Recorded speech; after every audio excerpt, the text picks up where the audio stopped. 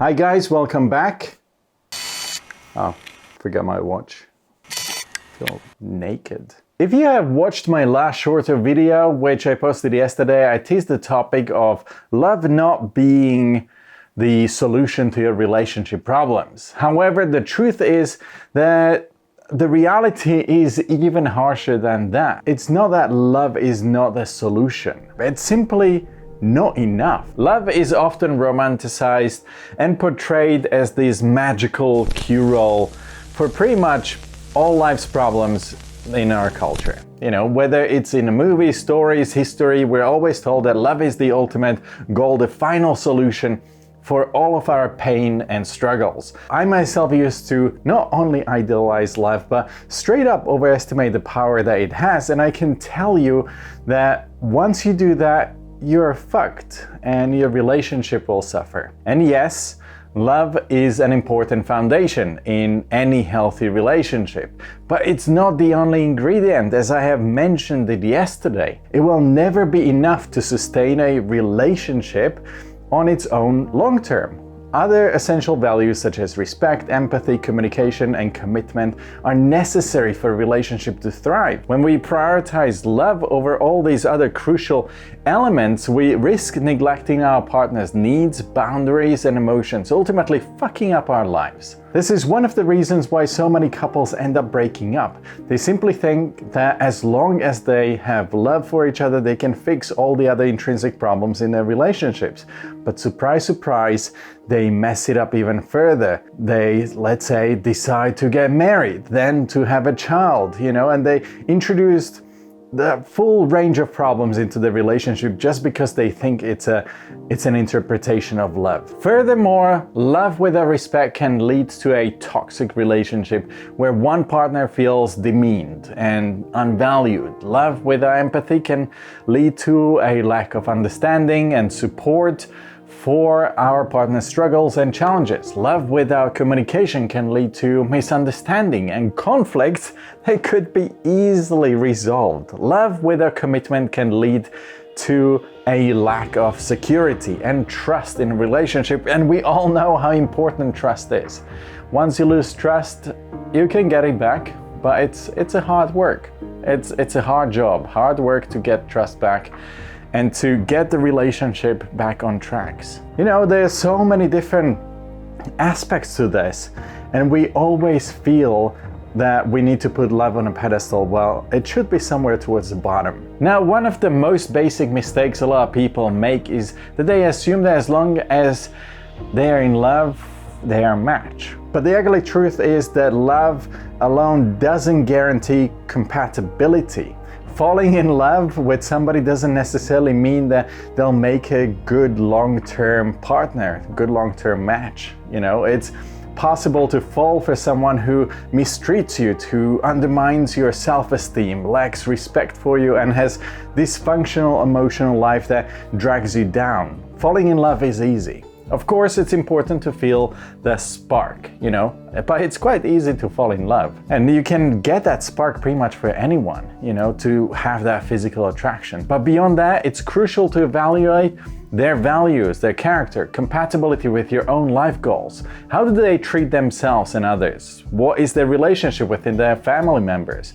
What motivates them, and what do they want out of life? What are the beliefs and attitudes towards important issues that are important for you? Because if you fall in love with somebody who's fundamentally incompatible with you, you're setting yourself up for a disappointment and heartbreak all the way down the road. So while love is important, it's not the only factor to consider when choosing a partner. Compatibility in terms of values, lifestyle, and future plans is essential for a successful long-term relationship. Last thing you want to do is fuck it up and later on regret all the time that you have wasted. So like I said, falling in love is easy. You can fall head over heels over pretty much anybody, Falling in love is about chemistry. There are all those oxytocin and all the other hormones that they are kicking up a storm in your brain, and they make you feel like this is the only person for you. But it's so far from the truth.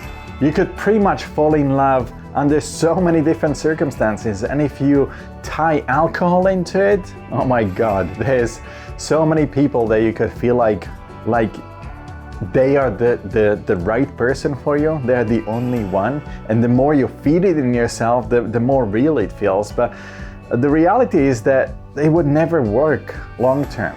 And once that honeymoon phase is over, you are screwed, because suddenly you realize that you're with this person that you're no longer as attracted to. It's kind of like, you know, the novelty factor just rubbing off, and there is nothing else there. The next harsh truth is that love alone can't fix your relationship problems. Although love can temporarily make you feel better about all these issues that you're facing, it's not a solution to the underlying problems. In fact, relying on love to fix everything can actually be toxic in any relationship. The roller coaster of emotions can be so addictive, but without stable foundation, it's only a matter of time before it all comes crumbling down. To start fixing your relationship problems, you need to first focus on yourself. Like I said yesterday, focus on yourself to start with the basics. You know, love should never be substitute for your own happiness, and you need to make sure that you're happy with yourself before you can be happy with somebody else. When you prioritize building a healthy relationship based on these sort of values like mutual respect, trust, compatibility, you'll not only be happier in your own life, but you will also be more attractive to others. Remember, while love is important, it's not the only factor that determines the success of your relationship. Building a strong foundation based on these practical things, as raw as it may feel at first and not very romantic, this is what makes the relationships last for a lifetime. And remember, love is not worth sacrificing yourself for. While it's true that love often involves making sacrifices for your partner, and you should do it, it's important to draw a line when it comes to sacrificing your own identity or self-worth. A healthy and loving relationship, it should enhance your individuality, not compromise it, not drag you down. When we tolerate this sort of disrespectful and abusive behavior in the name of love, we're not really loving ourselves or our partner. It's important that you guys remember that love is just one of these aspects that you need for a fulfilling life. But it shouldn't consume us or become the sole focus of our existence. Remember, love is a beautiful and necessary part of life, and I hope that each one of you has had chance to experience it at some time. But it's not enough on its own, and if you had any relationships that failed, you probably recognize it yourself. So don't sacrifice your own identity or self-worth for the sake of love. No mercy for you, no worries for you.